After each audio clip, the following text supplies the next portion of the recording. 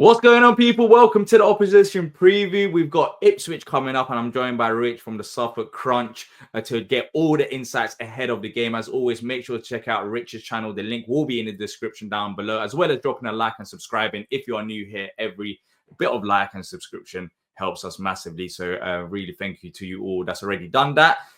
Rich, and welcome to the channel. Unfortunately, we tried to get you for the reverse fixture, but I had a few stuff in my end, and we just couldn't make it work. But it's good to have you here. Let's talk about your season so far then.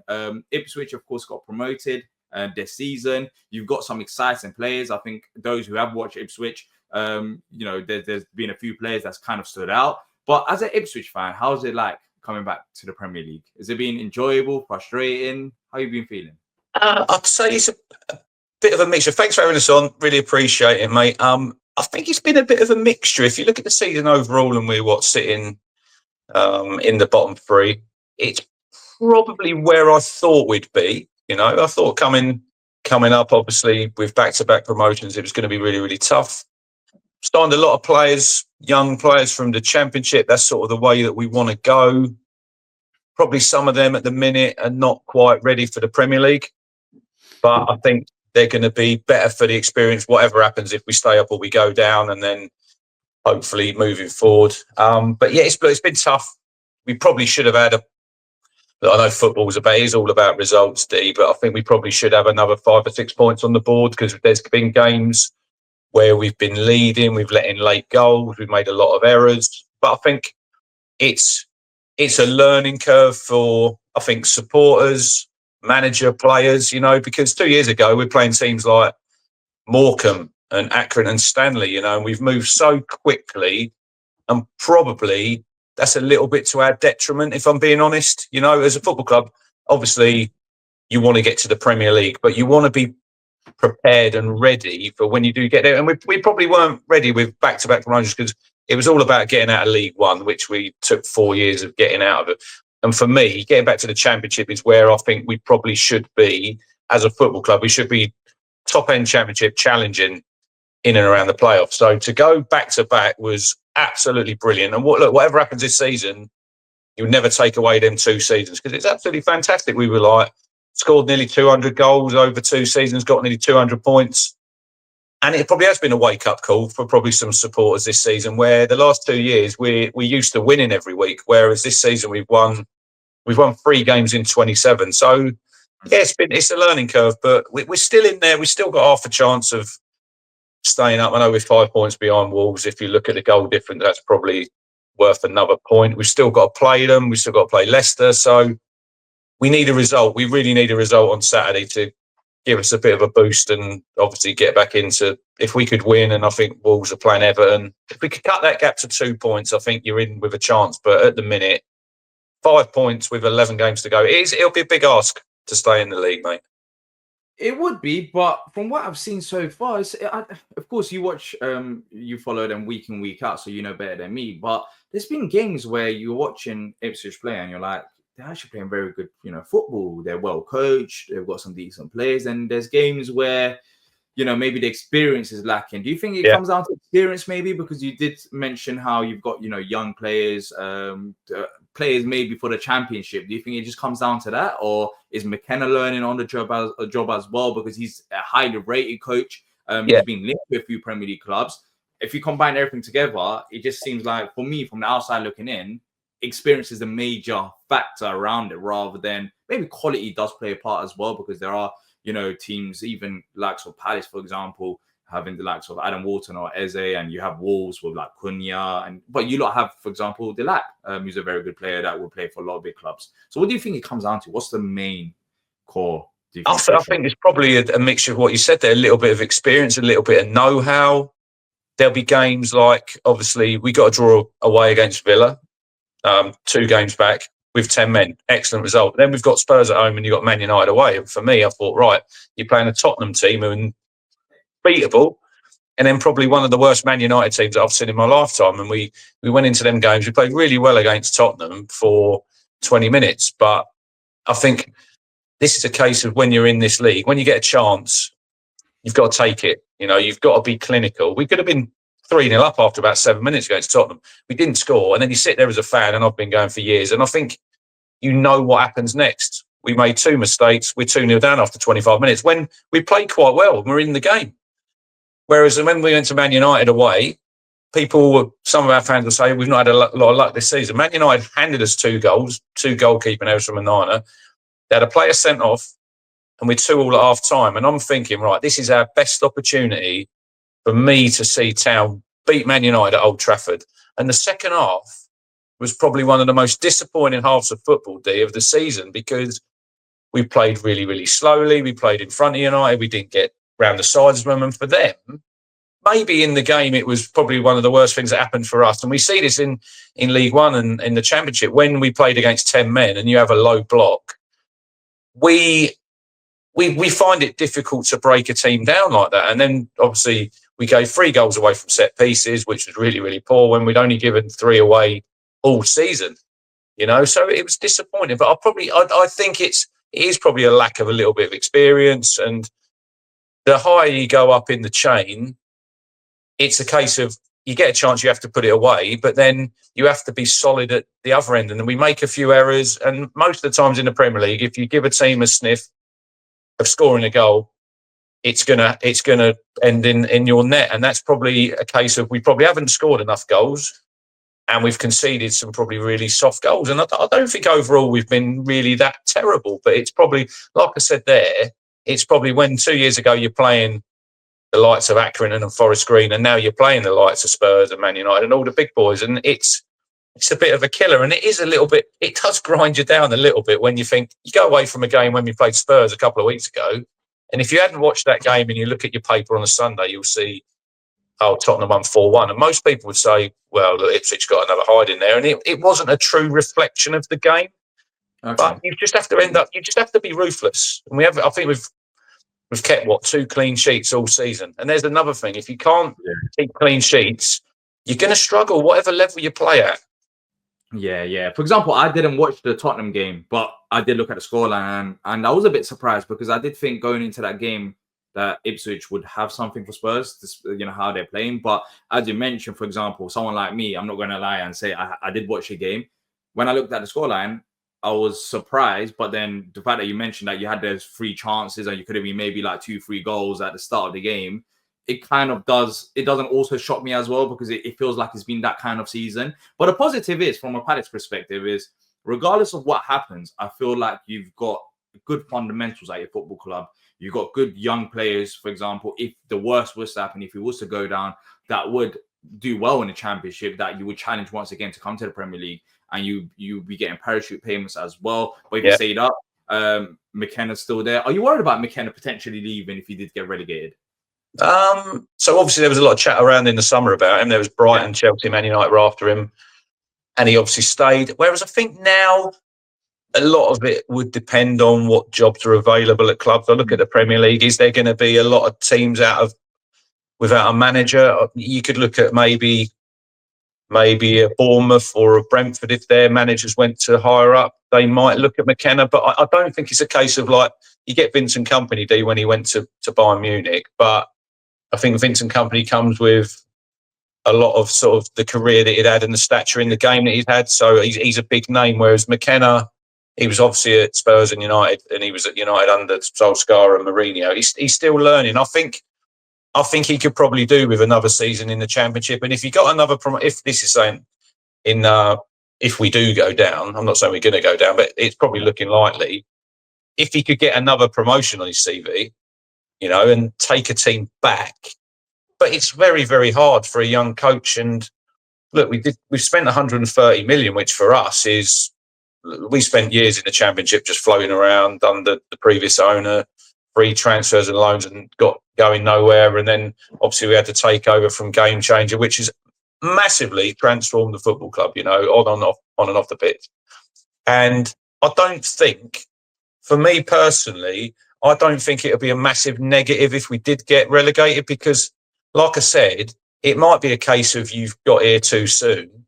And if you could go down, go back up, you might be a little bit better prepared the next time But there's no guarantee that if you did get relegated that you're going to come back up. I know, like you say, you will have them parachute payments, and you would expect the club to be sort of somewhere challenging. But I remember when we were back in 2001, 2002, when we went down the last time, and George Burley was in charge, and everybody thought that we'd come back up, and we had a poor start to the season, and he was sacked by October. So it's football. If we go down, I was talking to my mate the other day, and he did say, like, McKenna really, he was expected to get us out of League One, and he's done that job. Whereas getting out of the Championship and this season, there's not that much expectation on him.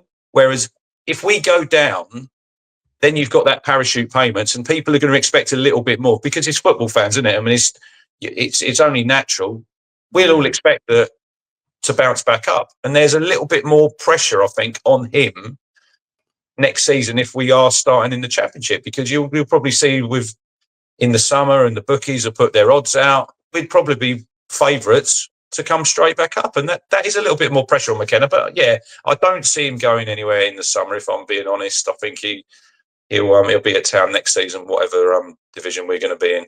Yeah, and as you mentioned, you got some games coming up that are so-called maybe like winnable games. But what have you made of Palace? Because I do think from our last game at your ground, the team has changed quite a bit in terms of performance and results as well. Around that time, we were desperate for a win against you lot, which we managed to get with the Mateta finish, but the performance wasn't that great in that game either. But from a Palace perspective, we've come a long way from when we last faced you to where we are right now. But from your perspective as an Ipswich fan, what have you made of us? Well, obviously, going into that game when we played you, it was a case of we were sort of pretty neck and neck, weren't we, down in the division? Yeah. But if I look at it, you had quite a lot of injuries back then. And that was a game we went into, I'm not saying expecting to win, but thinking that here's a team here, Palace are struggling. But then I watched that game that night, and it was night and day, because it was a 1-0 victory for you. And I thought it was a pretty comfortable evening. And you showed your experience and like your Premier League know-how. And that's where I think we're still a little bit naive and sort of wet behind the ears. And I think, look, Oliver Glasner, he's a great coach. And I think now, look, you had the cup win on Saturday, and now you're in the quarterfinal. So hopefully you go to Fulham, and then you could get a day out at Wembley. But I think you're an upward club, aren't you? You obviously signed the players. You signed the lad from Millwall. You signed these young players. Adam Wharton's back now, very good player. You're picking these players up from Championship teams, and you're looking to improve them. I think Palace they're a solid Premier League team. It's a case of now, can you make that next step up like a Bournemouth? And a Brighton. Not that you probably like me saying that, but looking to get to that next level. Yeah. Can you get to that next level? Can you get European football? Because that's probably where you want to go to next, because you've been in the Premier League like a long, long time. So you're hoping you can improve as a football club. But I think it'll always be the case with you, won't it? When you're better players, you'll improve them, like Mark Gahey, and then you'll probably sell them on, won't you, in the summer? Yeah.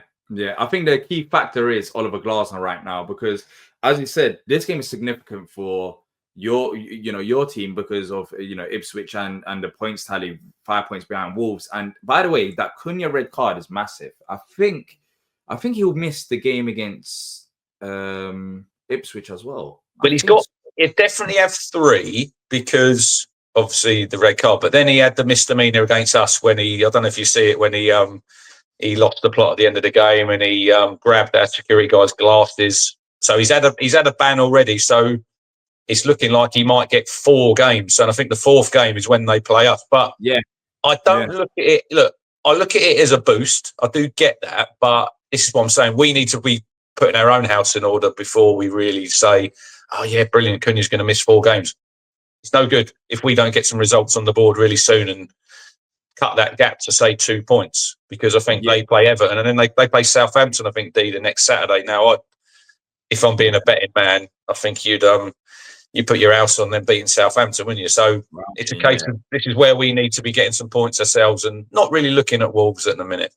Yeah, but from a Palace perspective, this game is significant as well, because I was looking at this past week or so. We faced Villa, We had Millwall, of course, in the cup, and then we had Fulham away from home. And we're at this point of the season where now you just have to be winning games if you want to be involved with the pack above you, which we have been doing. The thing with Palace so far this season is that at home, we've struggled. We've struggled massively.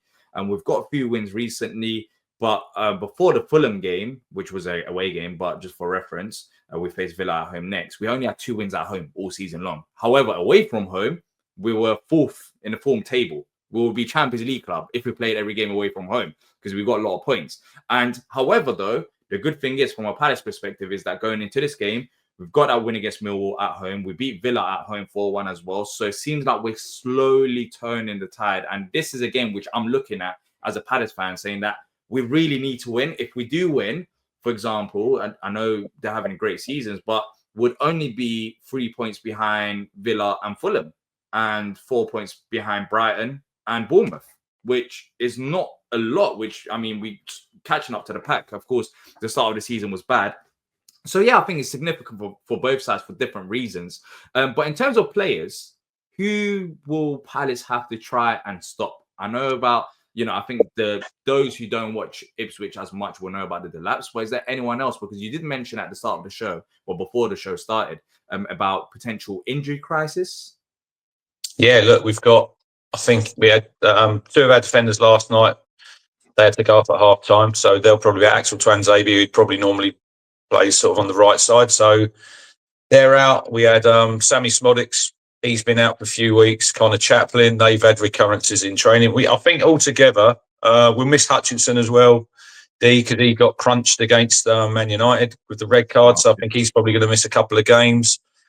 Look, it's hard. This is another thing. And I don't want to blame it on that. But when you are a promoted team, you do need a little bit of luck with injuries because it's going to be hard enough as it is in the Premier League. So when you're missing that amount of players, Calvin Phillips is another one. He's picked up another injury. But yeah, if I look at Saturday, obviously Delap's the main man. He's got 10 goals and he won't be playing for Town next season. I would say that for a fact, whatever division we're in. I think even if we stayed up, I think someone's going to come in and we'll make some good money on him. I'm not quite sure. I think Man City have got, there could be a buyback there, so we might not get as much as we possibly could. But if I'm looking, obviously Jayden Philogene come got a couple of goals against Man U. I'd say Jack Clark. So we've signed him from Sunderland, and he has struggled. But this is what I'm saying: we've signed a lot of players who top end Championship, and the step up is massive. If I look at not Town, if I look at Crodsensial Somerville, who's at West Ham. So last season in the Championship for Leeds, he was the best player by a mile. Yeah. He's gone to West Ham and he's really struggled. So this is what I'm saying about the leap from even the top end of the Championship to even bottom half of the Premier League is massive. So, but I think Jack Clark, the last few weeks, he's improved. He's playing a little bit of a different role. When he played out at Sunderland, he played wide, whereas we normally play sort of our 2 wide players play sort of inverted a little bit. And look, you move into a new area, you got to meet new teammates, you might not know anybody. So I think in football, sometimes it depends what type of character you are. You might fit in immediately with the group and make friends easy, but you might not. So they're all human beings. So it's a learning curve for them. But I've seen in the last few weeks from Jack Clark, he's improving. He'll be a great player. If we go down, I've got no doubt he'll be one of the best players in the Championship. And that's probably, if I look at it, they probably might have had one eye on that when they've signed these players, knowing that possibly we could go back down, but we're going to have a great team if we go down. So I'd say him. But yeah, Delap's the shining light. He's got 10 goals. For me, he's a bit of an old school number 9D. Doesn't mind having a scrap with a centre half. He'll stick one on him. He's one booking away from a 2-game suspension. But I think if you took that away from him, that little bit of edge, I think he probably wouldn't be after the player. So I think that comes with it. But as he gets, obviously, if he moves from us, I think that's probably something you'll try and not take it away from him, like the physical side, but just say, look, just curb it a little bit, because if I look at the 9 bookings he's got, they're all for petulant sort of shoulder barges, and it's just an accumulation in some games. Some games the ref he might be a bit lenient and he'll get away with it, where other ones he might book him the first 1 or 2 that he's made, and then he's walking that tightrope. But he has been a breath of fresh air, and I think if anybody, when he signed, thought he'd be as good as he was, I see him play for Hull last season. He was decent. He was nothing out of the ordinary. You know, he weren't a player you thought, wow, if we sign him, he's going to be one of our best players. But I think McKenna had watched him, and when we played Hull twice, we changed our defender on that left-hand side, because he played a little bit off the right for Hull, but he's played as a 9 for us. Scored 10 goals. If we're going to stay up, he's going to be our best chance, because I think our next top scorer, Smodics, has got 4. And like I said, he's injured. Hutchinson with 3. He's the next one. He's injured. So it's a lot. It's a lot. It's a big burden on Delap, and it's quite a big burden on, like, when we play a striker and then we play 3 and behind. But they're all young lads. They're all 20, 21, and you're thinking it's a big ask. And this is where I come back to. We haven't quite got that experience and that know-how, and maybe it will take us to go down and to come back up, and then not having to. I think we signed 13 players. We've signed in both windows, which is it's a big turnover of players. And if we could get back up next time, we probably, if we even might have to sign half of them, because you think that some of them players that we've got now, they might be a little bit more streetwise, maybe is a word I'll use, Deep, that we haven't been this season. So maybe it might take a relegation. Not that I'm waving up the white flag just yet. You shouldn't. I don't think you should. When I was looking at your fixtures as well, I think you got some, winnable games. I assume as a fan, you would look at the Palace game saying, all right, look, we could try and get 3 points there. We'll get your score predictions for that. But, you still got Wolves to play. We'll see about Arsenal, depending on what happens there. But you got Arsenal. It's a case for me, when I look at the fixtures, and I look at the last 4 or 5, I think we've got Everton in there. I think we've got Leicester in there. You got West Ham last game of the season, and Brentford at home. And some of them teams, their season might have, like, I'm not saying they're on the beach with the old flip-flops on, but it might be a case of they've got not a lot to play for. But what I'll ask myself is, can we be in a position going into the last 4 or 5 games? Because at the minute it's 5 points, and like I say, with your goal difference, that's probably 6. It only takes 1 more win for Wolves and a defeat for Town, and that goes to 8 points. And I think 8 points, when we've only won 3 games in 27, that might be a little bit of a bridge too far. So this is why I think Saturday, it's a really important game for Town and for Palace. Like you say, if you win, and then you look at them teams above you, you're not going to be far behind them. Yeah, only 1 win or 4 points, depending on how you look at it. So yeah, it is massive. Let's talk about score predictions then.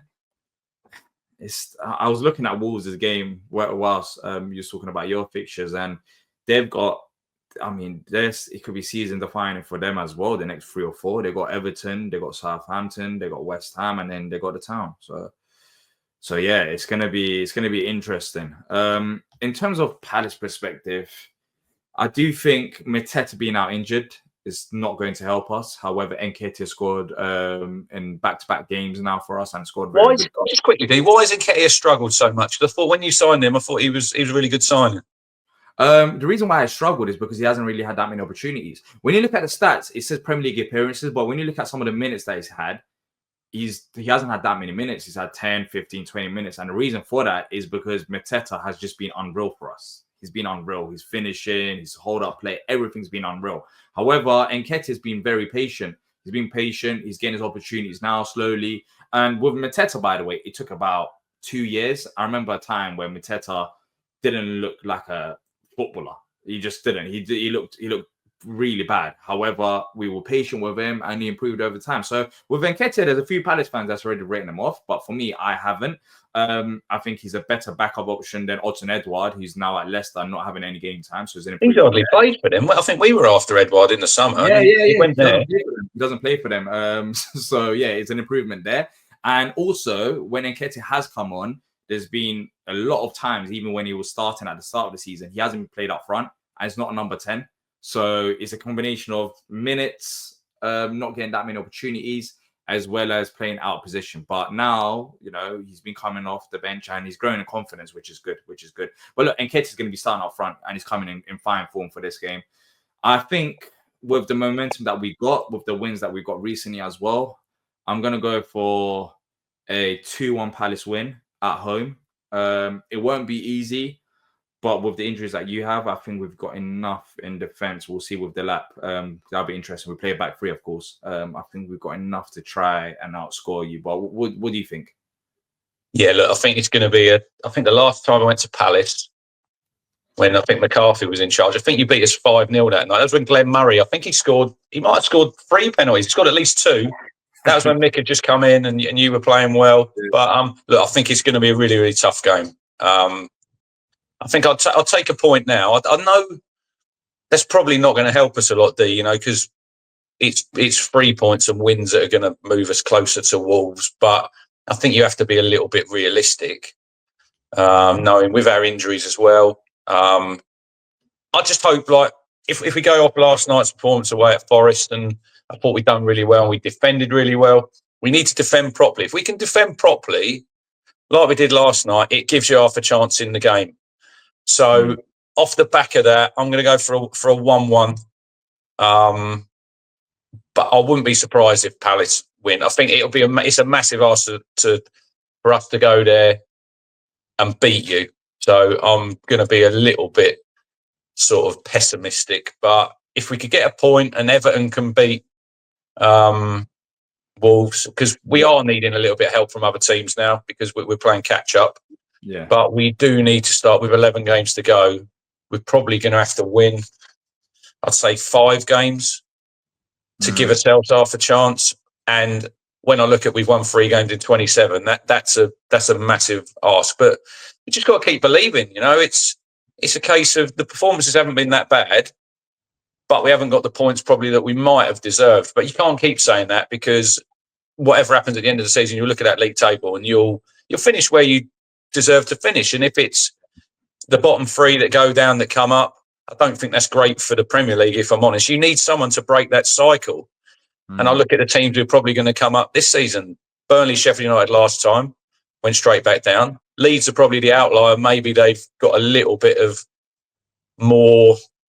They could maybe attract a little bit of a better player, but with the rules, you can only spend so much money. So it's a case of sooner or later you're going to need some teams to come up and stay up. Whereas this is where Palace, I know you struggled early season. I always thought you'd got the players to get you out of that. And this is what I'm saying. It's maybe next time if we come up, we might give it a little bit of a better shot. But let's see Saturday, take a point.